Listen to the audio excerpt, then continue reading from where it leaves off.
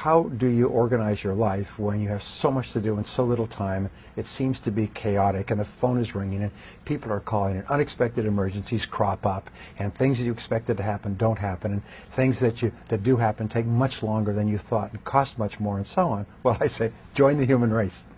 The fact is that in our world today, there's so much good stuff going on that we are eager to take a piece of everything. We're constantly raising our hand, if you like, and say, I'll do that, and I'll do this, and I'll get into that, and I'll add that to my schedule, and so on. So as I mentioned earlier, the starting point of getting your life under control is to sit down and think about two things. Who you really are, which means what are your natural talents and abilities, what do you enjoy, what do you like doing. If you could wave a magic wand, if you're financially independent, what would you want to do with your life based on your own talents and abilities? Another question we ask is, if you could work at any job or in any industry or in any position or in any part of the country, what would they be?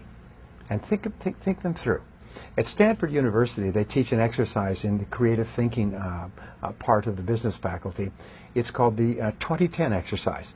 And that's, imagine that you have $20 million cash in the bank, just for fun, an inheritance, you won a lottery. But simultaneously, you have an incurable illness and you only have 10 years left to live.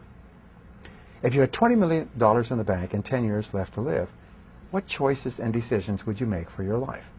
And that begins to clarify things. You start to become clear, well, if I had that money and only a limited time, there's certain things I would want to do and certain things that would not be that important. The second goal area is, what do you really, really want from your life? If you had no limitations, if you had all the money and all the time and all the talents and all the abilities, if you could do or be or have anything, what would you really want in your life? And write them down.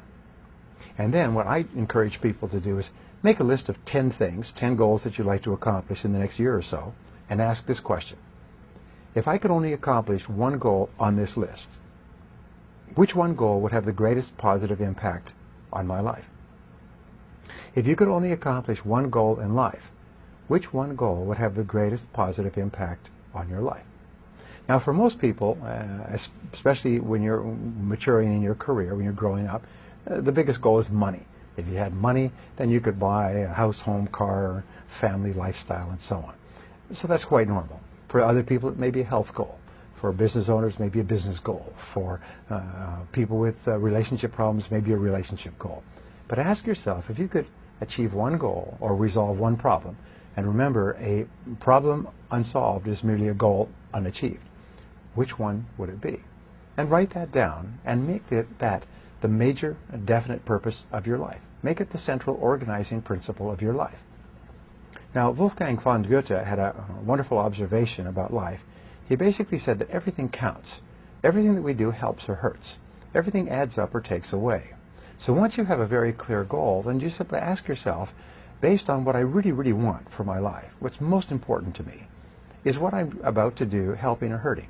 Is it going to move me toward my goal or move me away? And if it doesn't move you toward what is most important to you, then it's a very good candidate to be delegated, outsourced, downsized, or even eliminated. In the process of re-engineering in business, the whole process of re-engineering is based on what is called process simplification.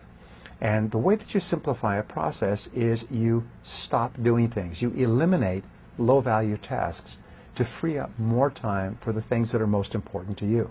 You keep going through your life and saying, what are the things that I could get rid of, that I could stop doing altogether, that I could delegate to someone else, or that I could combine and do all together? You keep thinking, how can I simplify my life? How can I re-engineer my life so that it's simpler and more streamlined? And then you concentrate more and more time doing fewer and fewer things, which give you greater and greater results, financial and satisfaction, emotional, in your life. That's how you bring order out of chaos.